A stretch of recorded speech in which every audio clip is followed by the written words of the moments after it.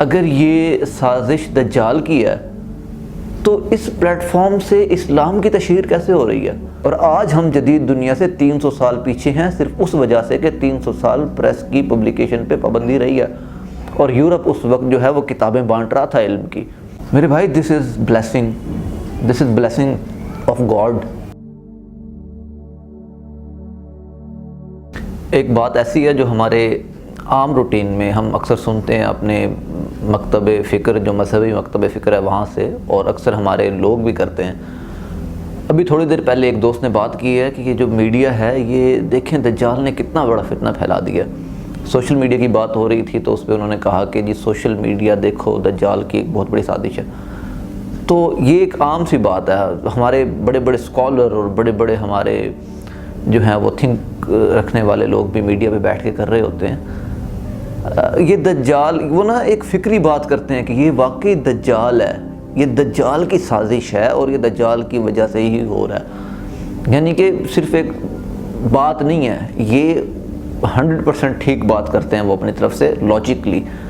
तो मैं हैरान होता हूँ कि अगर ये दज्जाल का प्लेटफॉर्म है, अगर ये साजिश दज्जाल की है, तो इस प्लेटफॉर्म से इस्लाम की तशहीर कैसे हो रही है? बहुत बड़े बड़े चैनल्स ऐसे हैं, बहुत बड़े बड़े पेजेस ऐसे हैं, यूट्यूब चैनल्स हैं जो उलमा के हैं, बड़े बड़े मुल्लाओं ने इस पे चैनल्स बना के अपनी तशहीर भी की है और फिर वही कह रहे होते हैं कि ये जो है दज्जाल का फितना है। तो एक हैरत की बात नहीं है कि दज्जाल के प्लेटफॉर्म से इस्लाम की तशहीर कैसे पॉसिबल है? कुछ चीज़ें ऐसी होती हैं जो हकीकत से जिनका ना ताल्लुक़ ही नहीं होता। हम इसको दज्जाल का फितना इसलिए कहते हैं, इस तरक्की को दज्जाल का फितना वो लोग इसलिए कहते हैं क्योंकि ये तरक्की उनसे हुई नहीं है, ये डेवलपमेंट उनमें से किसी ने की नहीं है। अनफॉर्चुनेटली दुनिया का एक ऐसा तबका ये तरक्की कर रहा है जो शायद मुसलमान नहीं है, और हम इसको दज्जाल के फितने से रिलेट कर देते हैं।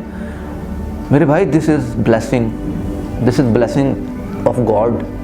ये अल्लाह ताला की तरफ से नेमत है, ये पूरी दुनिया के लिए है नेमत। इसको आप चाहे मुसलमानों के लिए इस्तेमाल कर लें, चाहे आप ईसाईयत की प्रमोशन के लिए कर लें, चाहे आप यहूदियत की, सिख की, किसी भी मज़हब की प्रमोशन के लिए आप यूज़ करें, तो आपके लिए अवेलेबल है। और इस तरह की बातें मुझे नहीं लगता कि करनी चाहिए, बल्कि यूटिलाइज़ करना चाहिए। नेगेटिविटी फैलाने की क्या ज़रूरत है? आप अपने लोगों को क्यों पीछे धकेल रहे हो कि इसको इस्तेमाल ना करें? एक वक्त था जब दुनिया जिद्दत की तरफ जा रही थी, तो हमारे सल्तनत उस्मानिया के ही फरमारवाओं ने पब्लिकेशंस पे, प्रेस पब्लिकेशंस पे पाबंदी लगा दी थी कि ये तो दज्जाल का फितना है, ये तो काफिर की इजाद है। और 300 साल हम दुनिया से पीछे चले गए, और आज हम जदीद दुनिया से 300 साल पीछे हैं सिर्फ उस वजह से कि 300 साल प्रेस की पब्लिकेशन पे पाबंदी रही है और यूरोप उस वक्त जो है वो किताबें बांट रहा था इल्म की, इल्म के तर्जमे कर रहा था, और कपड़े इस्त्री करने पे पाबंदी लगा दी गई थी, लाउड स्पीकर पे पाबंदियाँ लगा दी गई थी।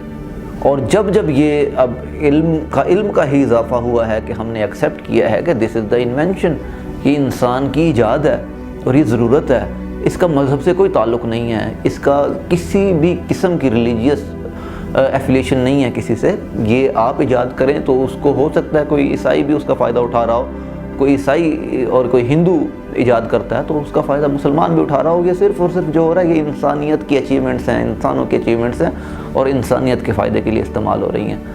अस्सलाम वालेकुम।